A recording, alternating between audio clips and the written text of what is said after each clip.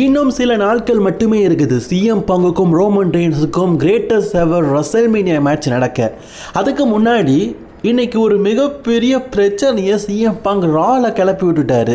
And CM bunk என்ன பேசினார், இதுக்கப்புறமா என்ன நடக்க போகுது அப்படிங்கிறத பற்றி பேசினார், ரோமன் ரெயின்ஸை பற்றி பேசினது, அதெல்லாம் பற்றி இன்றைக்கி பேசிது தமிழாக இன்றைக்கி எபிசோடில் பார்க்கலாம்.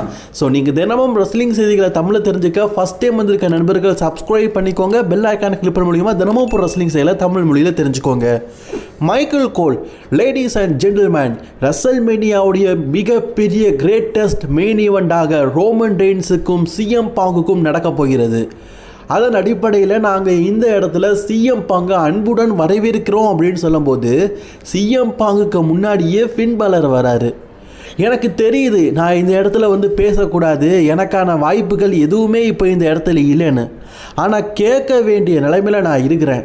2 வாரத்துக்கு முன்னாடி உங்களுக்கு தெரியும், இதே மாதிரி இதே இடத்துல நான் வந்து ஹெவி வெயிட் சாம்பியன்ஷிப்புக்காக சிஎம் பாங் எதிர்த்து என்னுடைய ஹோம் டவுனில் நான் மோதிருப்பேன். சிஎம் பாங் இந்த ரிங்கில் இருந்து அவனுடைய ஹெவி வெயிட் சாம்பியன்ஷிப்பை எடுத்துகிட்டு போகும்போது என்கிட்ட கைக்கு கொடுத்துட்டு போகும்போது நான் ஒரு காயமடைந்த நாயை போல் சுருண்டு படுத்துக்கிட்டேன். இந்த இடத்துல நான் ஒரு காயமடைந்த நாயை போல தான் இருந்தேன். என்னுடைய வாள்கள் சுருட்டப்பட்டது. நான் அப்படியே போயிட்டேன். ஆனால் எனக்கு நல்லாவே தெரியும் இந்த வாய்ப்பை மீண்டும் எனக்கு கண்டிப்பாக தக்க வைத்து கொள்வதற்கான சான்ஸ் கிடைக்கும்னு. ஆனால் ரோமன் ரெயின்ஸ் ராயல் ரம்பிள் வெற்றி பெற்றுட்டான், இந்த ரிங்குக்கு மேலே ஏறி ரெசல்மேனியா லோகோவை காட்டுறான். So what? ரோமன் ரெயின்ஸால் மட்டும்தான் ஹெவி வெயிட் சாம்பியன்ஷிப்புக்காக இனிமேல் மோத முடியுமா? அவன் ரெசல்மேனியாவில் மோதுறான் அப்படின்னா அதுக்கு முன்னாடியான வாய்ப்பை எனக்கான டைமை நான் பொறுத்திக்க முடியும்ல. எனக்கு எலிமினேஷன் சேம்பரில், அதாவது ரெசல்மேனியாவில் ரோமன் ரெயின்ஸ் ஹெவி வெயிட் சாம்பியன்ஷிப்புக்காக தான் மோதுறானே தவிர்த்து சிஎம் பாங் கூட இல்லை. அப்போ அதுக்கு முன்னாடியே இந்த ஹெவி வெயிட் சாம்பியன்ஷிப் யாருக்கிட்ட வேணாலும் போகலாம்ல. அதனால் நான் சொல்கிறேன், சிஎம் பாங் நீ என்னுடைய ஹோம் டவுனில் தோக்கடிச்ச, நான் உன்னுடைய ஹோம் டவுனில் உன்னை தோக்கடிக்கணும். இந்த இடத்துல வந்து இந்த சேலஞ்சிங்கை அக்செப்ட் பண்ணிக்கோ, நீ உண்மையிலேயே ஹோம் டவுன் ஹீரோனா இதை அக்செப்ட் பண்ணிக்கோ அப்படிங்கிற மாதிரி ஃபின் பாலர் சொல்ல, அந்த இடத்துக்கு சிஎம் பாங் வரல, ராட் ஜென்டர் மேனேஜர் வராரு. நிப்பாட்டு ஃபின், நிப்பாட்டு, உனக்கான ஹோம் டவுன் கண்ட்ரியில் உனக்கு ஒரு மேட்ச் கேட்ட, அதை சிஎம் பாங் அக்செப்ட் பண்ணிட்டான், மேட்ச் நடந்துருச்சு இல்லை. இப்போ மீண்டும் சிஎம் பாங் கூடனா உனக்கு பிஃபோர் ரெசல்மேனியா, அதாவது ரெசல்மேனியா முடிஞ்சதுக்கப்புறமா இந்த டைட்டில் பக்கம் வா, அப்போ யோசிக்கலாம்.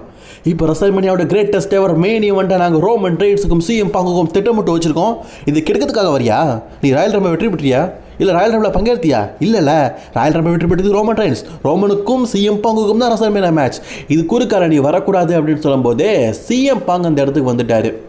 நீங்கள் வேண்டாம், இந்த இடத்த விட்டு போங்க, பெரிய பிரச்சனை ஆகிட்டு இருக்குன்னு சொல்லும்போது சிஎம் பாங்கெலாம் கேட்க மாட்டேங்காரு. எனக்கு நல்லாவே புரியுது ஃபேன், நீ ஒரு காயமடைந்த நாயை போல் இந்த இடத்துல சுருட்டு கிடந்தேன்னு சொன்னல. எனக்கு ரொம்ப பிடிக்கும் டாக்ஸ்னால், அவங்க எல்லாருக்குமே தெரியும். ஆனால் நான் இந்த இடத்துல நீ சொன்ன சேலஞ்சிங் எனக்கு பிடிச்சிருக்குது. ஹோம் டவுன் ஹீரோ, நான் உன்னுடைய ஹோம் டவுனில் ஒன்றை தோக்கடித்தேன், அதே மாதிரி நீ என்னுடைய ஹோம் டவுனில் தோக்கடிப்பியா? எலிமினேஷன் சாம்பரில் நான் ஒரு நல்ல டிஃபெண்டிங் சாம்பியன். இது வரைக்கும் நான் 10 தடவை டைட்டில் டிஃபெண்ட் பண்ணிட்டேன். நான் ஹெவி வெயிட் சாம்பியனை வின் பண்ணதுலேருந்து, அதாவது அவர் சொல்கிறது லைவ் ஷோவையும் சேர்த்து. நான் வந்து எலிமினேஷன் சேம்பருக்கு ரெடியாக இருக்கிறேன், உனக்கு எதிராக என்னுடைய டைட்டிலை டிஃபெண்ட் பண்ணதுக்கு. நீ ரெடியா?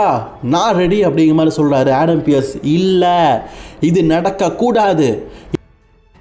ரோமன் வெயிட் பண்ணுறான், அவன் தான் ராயல் ரம்பிள் வீனர் அப்படின்னு சொல்லும்போது Roman Reigns is a power timer. Roman Reigns இதுக்கப்புறம் எப்போ வருவானு உங்களால் சொல்ல முடியுமா? நெக்ஸ்ட் வீக் வருவானா, இன்றைக்கி வருவானா? நோ. ஆனால் but I am the defending champion.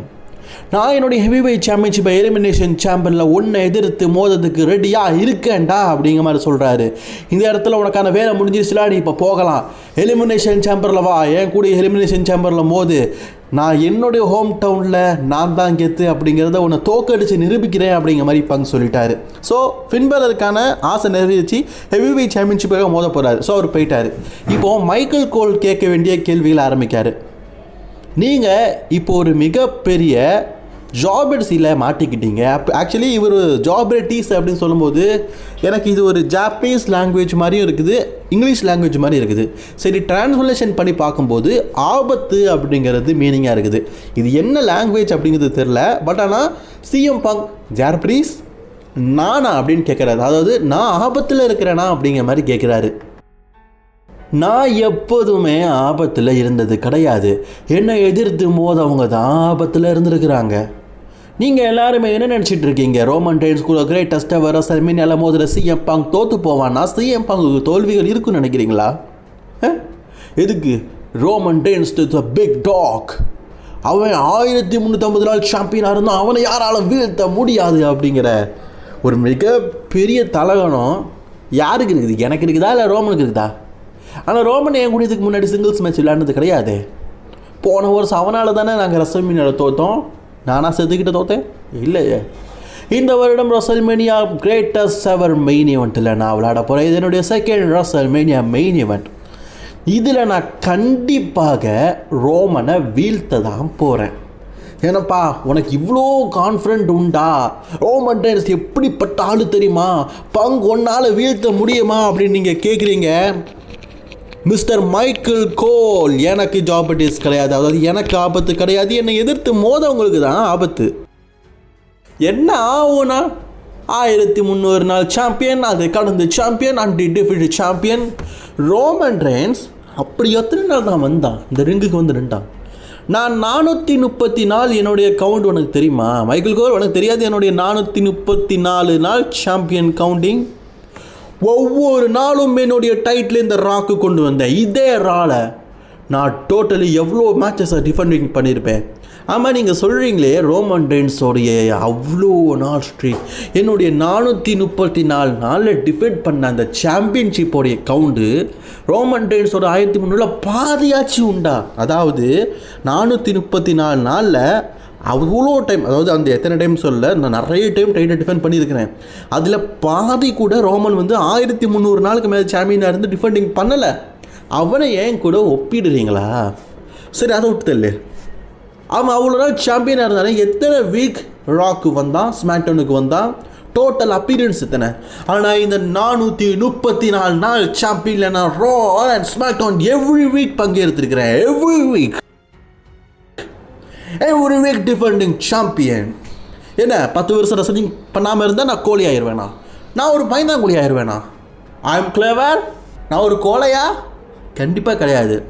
The best in the world. நான் எப்போவுமே சொல்கிற ஒரே ஒரு விஷயந்தான், நான் 10 வருஷம் ஒதுங்கி இருந்தாலும் சரி, எனக்கு வயசாயிருச்சு அப்படின்னு நீங்கள் சொன்னாலும் சரி, ஒன்று மாறாது.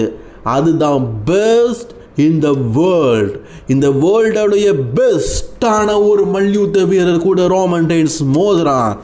434 நாள் டிஃபெண்டிங் சாம்பியனாக இருந்த ஒருத்தர்கிட்ட ரோமன் ரெயின்ஸ் மோதுறான் அப்படிங்கிறத அவன் கண்டிப்பாக புரிஞ்சுக்கணும். ஆமாம், நான் ஒத்துக்கிறேன், நான் ஒரு ஜாப் டேஸ், அதாவது நான் ஒரு ஆபத்தில் இருக்கிறேன். ஏன்னா நான் வந்து ஃபின் பேலரை எதிர்த்து ஹெவி வெயிட் சாம்பியன்ஷிப்புக்காக எலிமினேஷன் சாம்பரில் மோதுறேன். ஒரு வேளை நான் அதில் தோத்துட்டேனா ரெசல்மேனியாவில் மெயின் ஈவெண்ட்டை நோக்கி பார்க்க முடியாத ஆபத்தில் இருக்கிறேனா? நோ, மனசில் வலிமை இருக்கிறவனுக்கு எப்போதுமே ஆபத்துங்கிறதே கிடையாது. நான் எலிமினேஷன் சாம்பரில் ஃபின் பேலரை வீழ்த்துவேன். என்னுடைய ஹோம் டவுனில் என்னுடைய மக்கள் மத்தியில் நான் வீழ்த்துவேன்.